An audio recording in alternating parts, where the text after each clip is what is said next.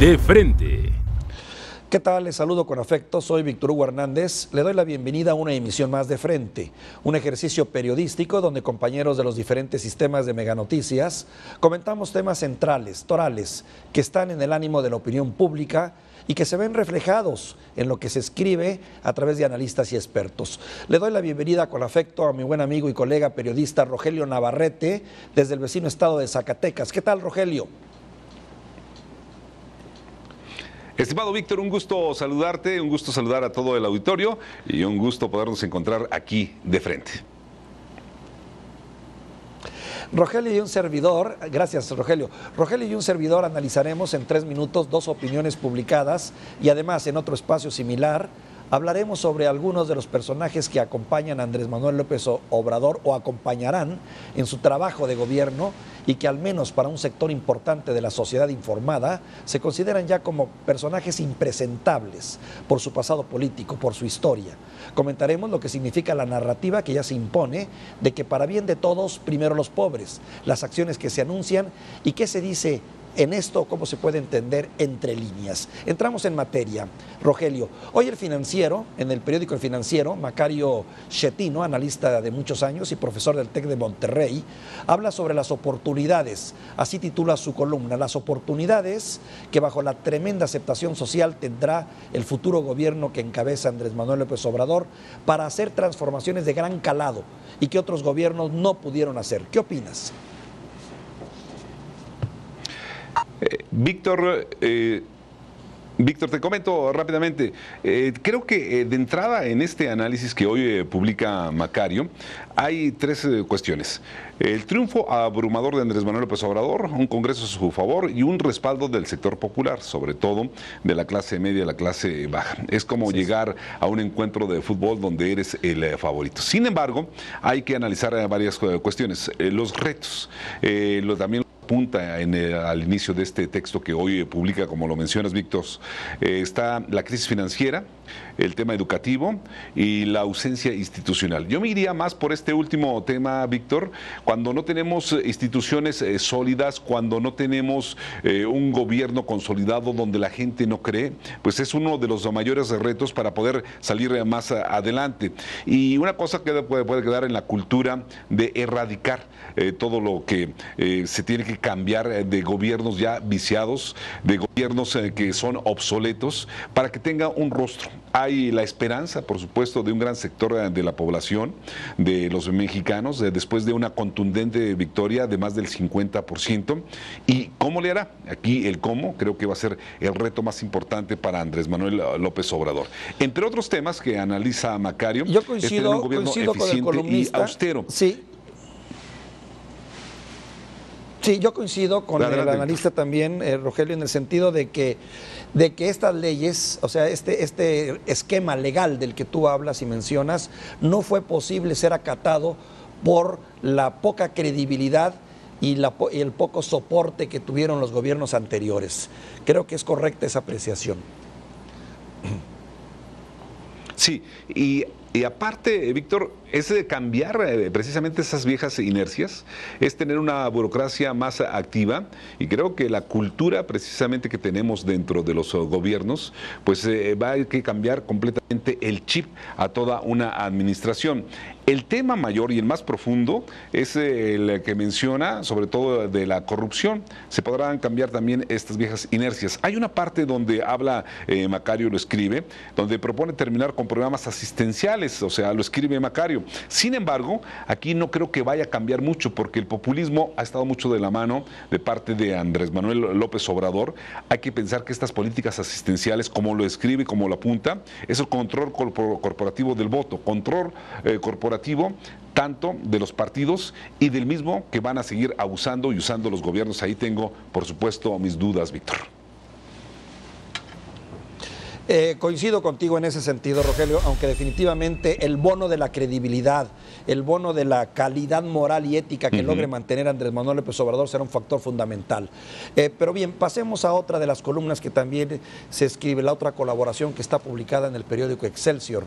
La investigadora María Amparo Casar, bajo el título Hacer campaña, hacer gobierno, hace un análisis sobre lo que se puede ofrecer y comprometer en campaña y la gran diferencia de lo que hay cuando ella se enfrenta uno al hecho de gobernar, enfrentar una realidad que a veces choca con estas promesas hechas. En síntesis, nunca se podrá comparar, dice, la palabra de un candidato con la de un gobernante. ¿Qué te parece? Tiene toda la razón al momento de anotar o al momento de hacer este análisis, pero nuestra cultura, la cultura del mexicano debería ser a la inversa. Cuando se vota, se debe de creer en las propuestas. Llega el gobernante y se olvidan de esas propuestas. Aquí el reto mayor para la próxima administración del gobierno federal que va a encabezar Andrés Manuel López Obrador es que se cumplan con estas propuestas. Sin embargo, con el devenir de los próximos meses, de los próximos años de este sexenio, es el tema de que si a nosotros como mexicanos se nos olvidan estas promesas. Sin embargo, se va a enfrentar, y esta es una realidad, Víctor, no sé qué opinas, porque van a venir varias circunstancias y con el tiempo se puede diluir o se puede olvidar de erradicar la corrupción, uno de los temas centrales, de acabar con los privilegios, de hacer un gobierno más eficiente. También se tiene que enfrentar, no sé si estás de acuerdo conmigo, Víctor, con el tema de los poderes fácticos. Una cosa es decir en campaña lo que quieres hacer para un México y otra cosa es enfrentarte a la realidad. No es sencillo enfrentarte. Yo aquí lo que veo como problema con diferentes clases políticas y económicas. Sí. Claro, yo lo que veo también como un problema fundamental, y es un gran reto, Rogelio, son las altas expectativas con las que llega Andrés Manuel López Obrador. Esa confianza, esa credibilidad, ese deseo de cambio, que la verdad estamos conscientes de que superan mucho la posibilidad real por lo económico, por el hecho mismo que los factores que tú mencionas como los factores, los poderes fácticos, pero también indudablemente por la educación y el papel que tenemos que hacer los mexicanos en general como conjunto y como sociedad. Creo que va a ser fundamental eso también, el compromiso social. Claro, hay muchas expectativas y estamos viviendo todavía una luna de miel. Yo imaginaba un ambiente quizás un poquito más tenso después de las elecciones por aquellos de los inconformes, de aquellos de los que no ganaron. Ya veo a un Andrés Manuel López Obrador con una estrategia, está buscando conformar, consolidar su gobierno, su administración, sus proyectos y creo que esto habla bien. Sin embargo, tú sabes que los primeros 100 días serán vitales. ¿Qué va a pasar después de esta luna de miel, después de estos 100 días? Tenemos una sociedad muy crítica, tenemos una ciudadanía donde exige resultados y claro que tendrá que ser paulatino. Hay que ver si el discurso de Andrés Manuel López Obrador va a ser congruente y también tiene que tener al lado, por supuesto, a funcionarios que le den resultados. Pero hay las primeras señales, un tema que vamos a hablar más adelante, de que no todo es color de rosa. Ya hay personajes muy polémicos y también muy cercanos al propio político tabasqueño. Es decir, tú lo apuntas de una manera correcta, Víctor, hay todavía una gran interrogante en lo que va a suceder en los próximos meses y lo que estamos debatiendo ahorita sería bueno volverlo a analizar dentro del primer medio año de la administración que inicia en diciembre. Bien, todo por escribirse, sí, claro, pero dejemos a un lado las columnas, Rogelio, y veamos otros temas, precisamente lo que apuntabas hace un momento. Vemos cómo Andrés Manuel López Obrador llegará al poder y llevará al poder también a una serie de personajes que al menos ante un sector de la opinión pública resultan impresentables. Tal vez el caso más representativo por el contexto de su regreso sea el de Manuel Bartlett, un personaje que para un gran sector social representa lo más retrasado del PRI y que quedará al frente de la Comisión Federal de Electricidad, la segunda empresa más importante del gobierno. ¿Qué te parece? Antes de hablar de Manuel Bartlett, déjame comentarte que, por ejemplo, lo que mencionó Olga Sánchez Cordero, la próxima secretaria de Gobernación, la ex magistrada, una mujer de leyes, es que le da el espaldarazo a Bartlett. Pero empezando por ella, es una mujer polémica por aquella decisión del caso Flores Casens. Pero antes también de ampliarnos un poco en el currículum de Manuel Bartlett, me gustaría hablar que también hay otros personajes muy polémicos: Ricardo Monreal, Napoleón Gómez Urrutia, claro. hombres que lo apoyaron en campaña, Lino Corrodi. Están también por ahí el próximo titular de Pemex, Octavio Romero Oropesa, entre otros más. Oropesa. Y yo siempre he visto a Manuel Bartlett un hombre que sabe mucho de política, y más cuando estuvo en las entrañas de la Secretaría de Gobernación, cuando era el brazo fuerte, el operativo en temas políticos, por supuesto, y ese pasado lo sigue, es un estigma que siempre va a tener, y más con la sospecha de un fraude cuando llegó Salinas. Hoy lo que llama mucho la atención es que lo critican, o él se quiere defender de gobiernos neoliberales. Incluso hay una nota que publica una entrevista a La Jornada, en la edición de este día, y él cuestiona a los grupos de poder neoliberales cuando se olvida que el primer gobierno más neoliberal fue el de Miguel de la Madrid. Él ya estaba como funcionario, con Salinas de Gortari fue secretario de Educación. Es un hombre que con el discurso contradictorio, ¿no? Sí, claro, por todos lados. Además, un pasado, como bien tú dices, un pasado que lo persigue y que ya lo alcanzó, porque allá en la época de los 80, en la década de los 80, para quien no tiene memoria, habrá que recordar que fueron muchos los famosos fraudes que se cometieron, porque no solo fue el gran fraude con Carlos Salinas de Gortari y con Cuauhtémoc Cárdenas, sino también otra serie de elecciones locales. Ahí están los Cloutier, que le están recordando ese pasado. Y hay que recordar también que bajo su periodo como secretario de Gobernación también hubo otros personajes oscuros, incluso involucrados en asesinatos de destacados periodistas. ¿Te acuerdas el caso, si mal no recuerdo, de Manuel Buendía, ese estupendo columnista que fue asesinado por alguien que dependía de Bartlett? Sí. O sea, la historia que tiene este hombre es pesadísima. Sí, tienes toda la razón. Incluso hay investigaciones periodísticas que lo señalan a él como el principal responsable de la ejecución de Buendía. Fíjate, hoy hay una nota, Víctor, que te quiero comentar. Es de la agencia APRO, de la revista Proceso, y la titula más o menos así: Salinas y Fernando Gutiérrez Barrios mataron a mi padre, Maquillo, y Bartlett lo difamó. Es lo que dijo. Entonces, hoy vuelve ese panismo. Ese panismo que defendió precisamente el cambio democrático, y que hoy le recuerda ese pasado, incluso la propia Tatiana, como tú lo mencionas. Muy bien. Fíjate, en esta narrativa, hablando de otro tema que va ligado también, en esta narrativa de un gobierno que aún no comienza, pero que ya tiene la agenda mediática y el interés de la opinión pública, llegan también mensajes que refuerzan el discurso de para bien de todo, primero los pobres. Y una primera acción que ya genera polémica es el hecho de que aquellas personas morosas en resistencia civil en el sur, en Tabasco, les será condonado o les serán condonados sus adeudos de electricidad como un acto de justicia social. ¿Qué te deja ese mensaje? Mira, Andrés Manuel López Obrador es un hombre del discurso que a veces es contradictorio. Por mucho que algunas personas lo defiendan, por mucho que algunas personas digan que es un hombre honesto, de lo cual, bueno, no creo que se tenga que cuestionar. Sin embargo, hablando un poco de Bartlett, a veces los políticos son camaleónicos, y también en el discurso lo son. Dicen una cosa y después se presentan con otra. Estaremos de acuerdo de que México requiere una mayor justicia social, donde exista mayor equidad, donde exista un equilibrio y donde exista un mayor beneficio para tener, claro, un mejor país.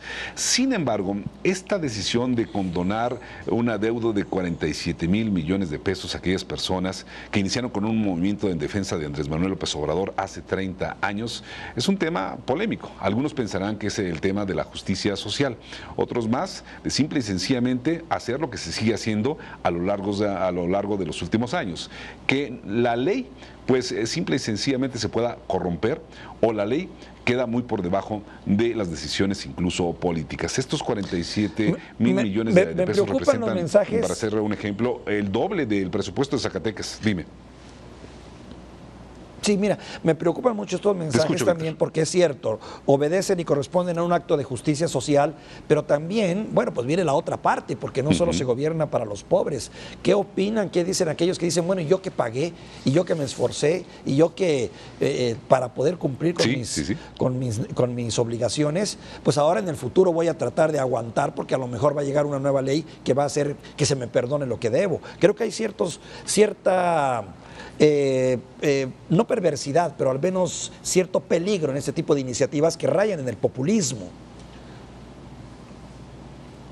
Sí, y en caso de que se condone esta deuda de los 47,000 millones de pesos, puede enviar un mensaje negativo, o el mensaje de siempre, Víctor, en donde México podemos hacer lo que queramos. Aquí el tema es de la justicia, equidad, independientemente de qué extracto social seamos. Aquí lo importante es ver cómo va a resolver este caso y qué mensajes se pueden enviar para otros sectores. Y después de ahí puede venir otro tipo de manifestaciones de enojos y donde tendrá que negociar el propio Andrés Manuel López Obrador de la misma manera como se busca que se condone este borrón y cuenta nueva, donde por cierto ya mandó como avanzada al propio Manuel Bartlett. Seguramente será un tema muy polémico esta decisión, y donde tú justamente lo mencionas, lo dices, pues es un tema bastante polémico. Va a tener que tejer fino, va a tener que tejer fino, porque así como da una, tendrá que dar otra, y tendrá que mandar mensajes para no perder ese factor, ese bono de la credibilidad y de la confianza. Pero bueno, finalmente ya estamos en la arena política y sabemos con frecuencia cómo se dan los juegos de espejos, como bien señalabas antes. ¿Cuál crees que sea el mensaje entre líneas que hay detrás de estos eventos que hemos comentado, Rogelio? Mira, este es un tema muy apasionante, Víctor. Algunas personas en los debates que tuvo Andrés Manuel López Obrador, pues muchos lo cuestionaron. Sin embargo, hay expertos que dicen, bueno, él no iba a atacar, él simplemente tenía ya un discurso que iba no para los contrincantes, sino para las masas. El discurso a lo largo de los últimos años, desde que ha sido de manera recurrente candidato a la presidencia de la República, ha variado. Primero, el completamente beligerante. El que tenemos ahora, de manera reciente, ha sido beligerante contra la llamada mafia del poder, pero también hoy le pone un sesgo muy interesante, el de la esperanza, incluso el de el perdón. Estas entrelíneas de Andrés Manuel López Obrador son muy interesantes porque la prensa inmediatamente las destaca. Es un hombre completamente mediático. Lo que diga hoy Andrés Manuel López Obrador, pues puede ser titular el día de mañana. Es algo similar en cuanto al tema mediático como lo es actualmente Donald Trump. Pero aquí lo que más debemos de cuestionar y donde debemos de enfocarnos los mexicanos es analizar si ese discurso es congruente con su actuar. A mí, más que un discurso, creo que me gustaría ver a un próximo presidente de la República con estatura de estadista, más de que le vaya a atacar a la mafia del poder, o cuando le salga algo mal va a echarle la culpa a los neoliberales o a quien quieras, que tenga una estatura para poder cambiar el rumbo del país. Mira, está el bono con el que este hombre llega, la fuerza con lo que llega, el control que va a tener en los congresos locales, y el bono democrático en sí por el voto que tiene, que lleva una fuerza impresionante. Pero esa misma fuerza también genera el compromiso. Si Andrés Manuel López Obrador es acertado, se le reconocerá como tal. Pero si se equivoca, sobre él va a caer toda esta responsabilidad, porque podemos decir que es el primer presidente en muchísimos años que tiene todo a su favor. Sí, tiene una oportunidad histórica como nunca se había visto, y creo que ahí viene la gran capacidad para capitalizar todo esto. Ojalá y lo logre. Ya gobernó la Ciudad de México entre diferentes bemoles. Algunos están a favor de que lo hizo bien, otros que quizás no tanto, pero bueno, se tiene la experiencia. Aquí el tema es que tenga un solo hombre, no puede gobernar o no puede decidir, tiene que tener a la gente más idónea, no la tiene. Totalmente de acuerdo. Debe tener las decisiones más correctas en el momento histórico y tiene que enfrentar los retos y adversidades que se tienen que presentar momento a momento. No solamente es tener buenas intenciones para un plan o un proyecto de años. Ahí veremos qué tanta capacidad. A mí lo que sí me preocupa, lo que analizábamos, es el tema de un discurso donde hoy se dice una cosa y mañana puede ser otra completamente diferente a nuestra realidad. Bien, como dice ese dicho, no es lo mismo verla venir que venir con ella ya en el terreno de las conclusiones. Un paquete bastante complicado que se tiene por delante, pero bueno, ese será el arte de gobernar y el estilo nuevo que tendremos que aprender de un nuevo gobernante. La historia ahí está, falta todo por escribirse, estamos a escasos meses de comenzar esta historia y ya se han dado muchos pasos importantes. La expectativa contra la realidad, parte de las conclusiones, estos personajes oscuros que de alguna manera comienzan a empañar el quehacer de gobierno de Andrés Manuel López Obrador. Pero ahí está la duda y el beneficio de ella. Te agradezco mucho, Rogelio, este intercambio de impresiones. Siempre es un placer platicar contigo desde Zacatecas. Víctor, un gusto también saludarte. Esperamos volvernos a encontrar próximamente para analizar los próximos temas aquí en De Frente. Un saludo para ti y, por supuesto, para todo el auditorio. Un abrazo, mi querido Rogelio, y a usted le agradezco mucho que nos haya acompañado en esta emisión de Frente. Soy Víctor Hugo Hernández, esperando que este intercambio de ideas y puntos de vista nos sirvan para crear algo de opinión pública. Gracias.